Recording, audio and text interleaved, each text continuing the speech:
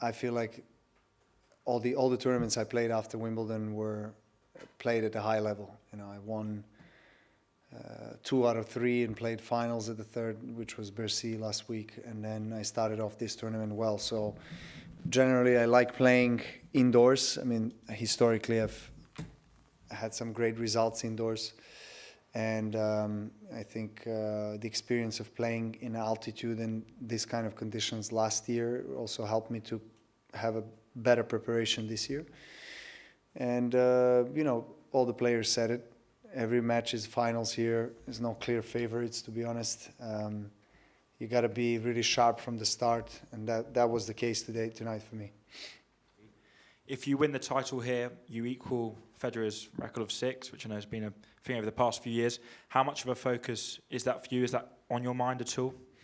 Well, of course, I'm aware of it, and making history of this sport is always a big motivational factor for me. I mean, it doesn't maybe necessarily affect the whole approach to the specific match, because, you know, I'm experienced enough and I know myself well and what I need to do in order to prepare well for my next challenge and next opponent.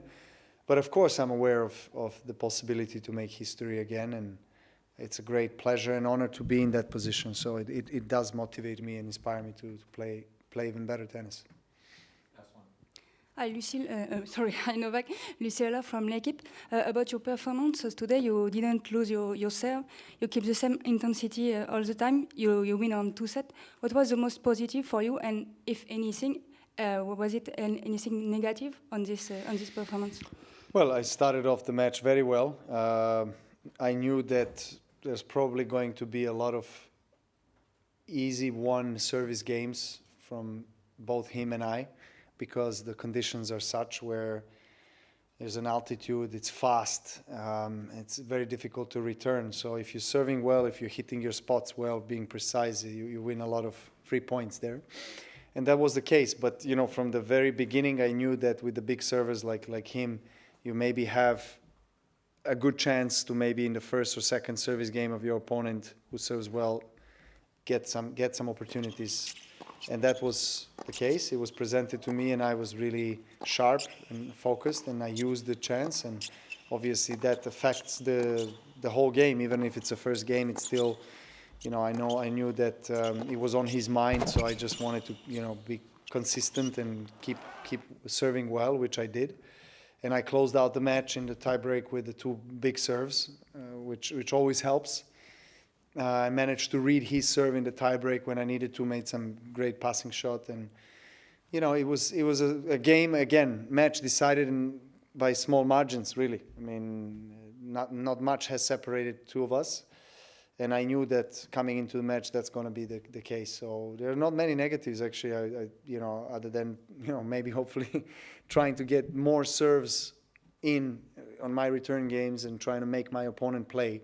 But again, you know, I can't pick that as a negative if somebody's serving like as well as Tsitsipas, and picking his spot is tough, you know, to be in the rally most of the time.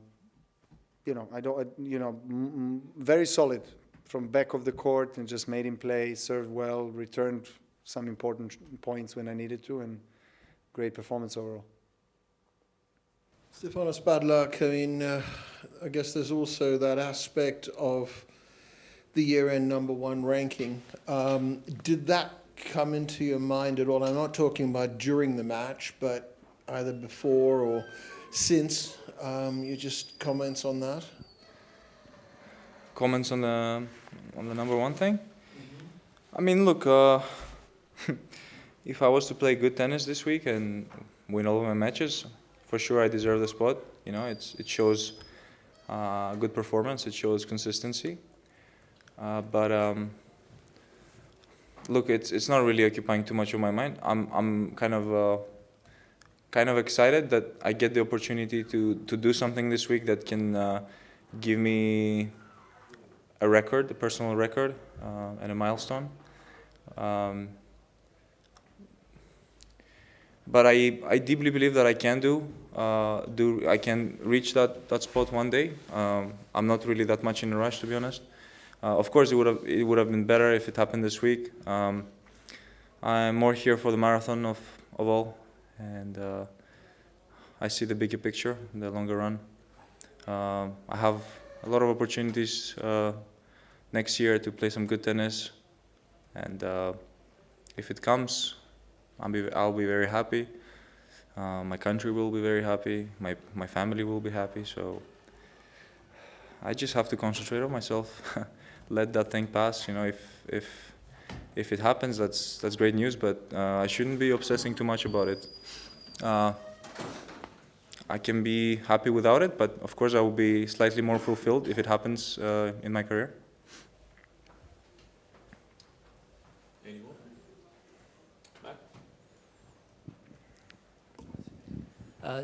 Matt Futterman from the New York Times. Sorry, I just got here. Sorry if this has already been asked. Was the backhand your main problem tonight? Was there just what was going on with it, if it was? No, I wouldn't say so. I kind of found it in that last rally we had before he kind of served those two great serves. I found the rhythm, and I got into the rally a little bit better. A few adjustments that I made. I just wish I could have done this earlier. I don't know.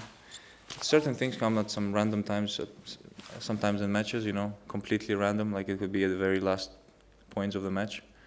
The court is fast.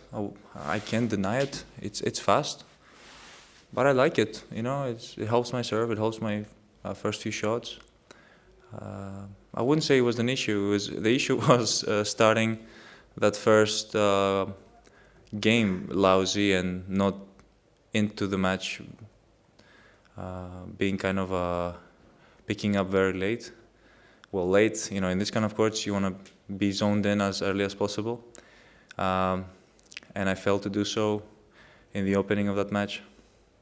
Steph, you've done very well at this tournament in the past, but is it a tournament, does it feel like a bit of a cauldron?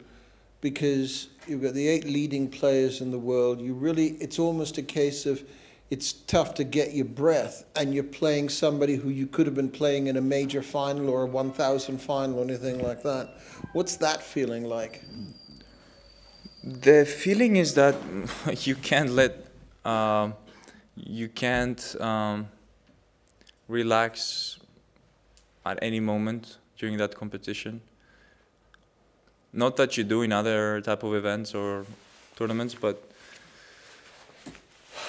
you know, everyone wants it so bad. The opportunity is there, regardless of your ranking in the top 8. You can benefit from winning this event so much in terms of ranking points.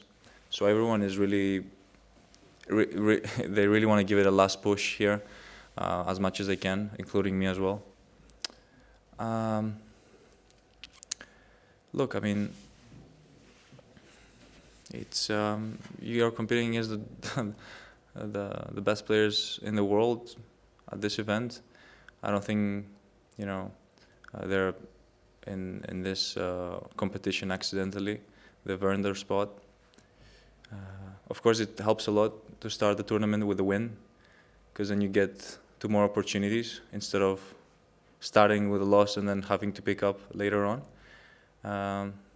But I'm looking on the bright side of things. You know, I'm happy being here. If the wins come, you know, I'll be obviously happier and much more motivated to keep on going. But most importantly, I'm enjoying my tennis this week. It's my #1 priority. The match you played in Paris, a little over a week ago. Give us a sense of how a faster court here changes the tactics a little bit. No, it does. I mean, Paris court was faster, definitely faster than it was last year. But here, even more, I think you get out of the good serves. You know, if you're serving well, you get a lot of free points. It's a bit of an altitude as well that affects the ball. So, you know, it's not easy to control the ball, definitely, from back of the court. Not easy to get breaks of serve. So tonight, you know, the key was, I guess, the first game. And, you know, after that, you know, I just managed to hold my nerves in the right moments. I don't know how much you saw of Andrei Rublev's match this afternoon against Daniil, but I wonder if you can talk about the improvements that Rublev has made, particularly mentally perhaps today. It was a huge fight from him today. Yeah, I mean, Rublev, amazing battle. He had lots of chances to even finish the match in 2 sets. You know, first set he was, I think, 5-2 up and had many set points in the tie break. But Medvedev showed once again why he's mentally one of the toughest players around, fighting all the way to the last shot. I mean, credit to Rublev, played really good in that third set tie break when he needed to. He went for his shots. It's a big win for him, I'm sure. You know, whoever I get to play against here, there's no clear favorites. Everyone is hitting the ball very well. All the best players in the world in this season are here, so you know, I got to be at the top of my shape.